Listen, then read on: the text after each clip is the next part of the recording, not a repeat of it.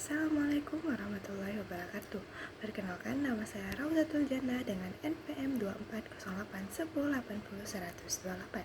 Pada kesempatan ini, saya akan mempresentasikan hasil review jurnal berjudul Disaggregation of Official Demography Projection in Subgroup by Education Level, The Neglect Composition Effect in the Future Path of Life Expectancy. Baik, kita mulai dari permasalahan yang melatar belakangi penelitian ini. Selama ini, proyeksi penduduk secara resmi umumnya disusun secara agregat, artinya hanya melihat populasi secara keseluruhan tanpa memisahkan kelompok-kelompok sosial tertentu, salah satunya tingkat pendidikan. Padahal banyak peneliti yang membuktikan bahwa risiko tingkat pendidikan seorang sangat erat kaitannya dengan kondisi kesehatan dan risiko kematian. Akibatnya, ketika kita melihat angka harapan hidup nasional yang terus meningkat, kita mungkin berasumsi bahwa seluruh lapisan masyarakat ikut merasakan manfaat tersebut. Padahal kenyataannya bisa berbeda, ada ketimpangan yang tersembunyi di balik angka rata-rata itu. Mengapa penting? Pertama, pendidikan terbukti mempengaruhi kualitas hidup dan kesehatan seorang.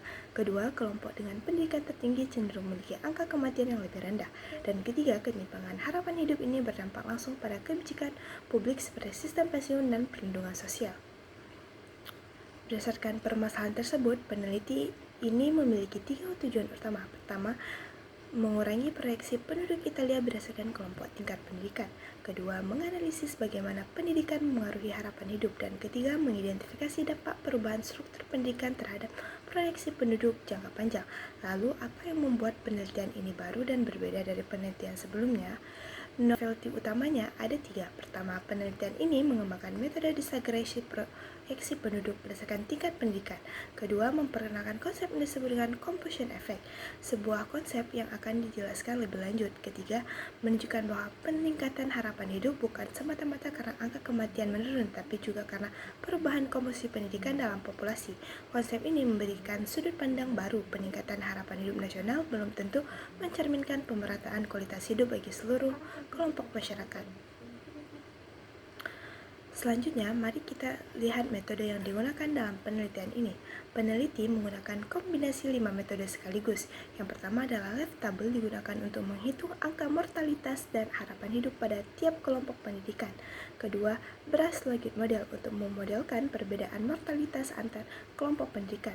Ketiga, Markov chain model digunakan untuk memproyeksi bagaimana distribusi tingkat pendidikan penduduk akan berubah seiring waktu. Keempat, skenario analisis untuk membandingkan berbagai kemungkinan perkembangan mortalitas di masa depan.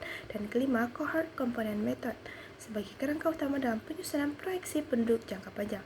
Dengan mengkombinasi 5 metode ini, peneliti tidak hanya mampu memproyeksi jumlah penduduk, tetapi juga mampu menganalisis perubahan karakteristik sosial yang mempengaruhi dinamika demografis secara lebih mendalam. Sekarang kita masuk ke bagian paling menarik, yaitu temuan utama penelitian. Berdasarkan proyeksi yang dilakukan terhadap penduduk Italia, ditemukan 4 hal penting. Pertama, proporsi penduduk dengan pendidikan tinggi diproyeksi terus meningkat hingga tahun 2065. Ini artinya komposisi sosial penduduk Italia akan bergeser secara signifikan. Kedua, kelompok berpendidikan tinggi secara konsisten memiliki harapan hidup yang lebih tinggi dibandingkan kelompok berpendidikan rendah. Ketiga, dan ini yang mengkhawatirkan, kesenjangan harapan hidup antar kelompok pendidikan itu diperkirakan masih akan bertahan dalam jangka panjang. Artinya, ketimpangan tidak otomatis hilang seiring waktu. Keempat, harapan hidup populasi secara keseluruhan meningkat lebih cepat dibandingkan peningkatan harapan hidup pada masing-masing kelompok pendidikan secara terpisah. Ini yang disebut composition effect. Peningkatan harapan hidup nasional didorong bukan hanya oleh perbaikan kesehatan, tapi juga oleh tambahnya proporsi kelompok yang memang sudah lebih sehat. Dari temuan tadi, ada implikasi penting yang perlu kita garis bawahi. Composition effect membuktikan bahwa angka harapan hidup nasional perlu diinterpretasikan secara hati-hati. Ia bisa meningkat bukan karena kondisi kelompok rentan membaik, melainkan karena proporsi kelompok yang lebih sejahtera semakin besar dalam populasi. Implikasi kebijakan ada 3. Pertama, pendidikan harus diakui sebagai faktor penting dalam analisis demografi. Kedua, ketimpangan sosial bisa tetap menjadi terjadi meskipun indikator nasional terlihat membaik. Dan ketiga, proyeksi penduduk akan lebih terperinci menurut subkelompok sosial akan mempengaruhi kebijakan yang lebih tepat sasaran. Sebagai penutup, penelitian ini menegaskan dua hal pokok. Satu, tingkat pendidikan memiliki pengaruh signifikan terhadap mortalitas dan harapan hidup, sehingga harus dipertimbangkan dalam penyusunan proyeksi penduduk agar hasilnya lebih realistis dan akurat. Dua, peningkatan harapan hidup nasional tidak hanya dipengaruhi penurunan angka kematian, tapi juga oleh mekanisme composition effect. Temuan ini menjadi kontribusi penting bagi pengembangan metode proyeksi penduduk dan landasan perumusan kebijakan di bidang kesehatan, pendidikan, dan perlindungan sosial ke depannya. Dengan presentasi yang dapat saya sampaikan, terima kasih atas perhatiannya. Wassalamualaikum warahmatullahi wabarakatuh.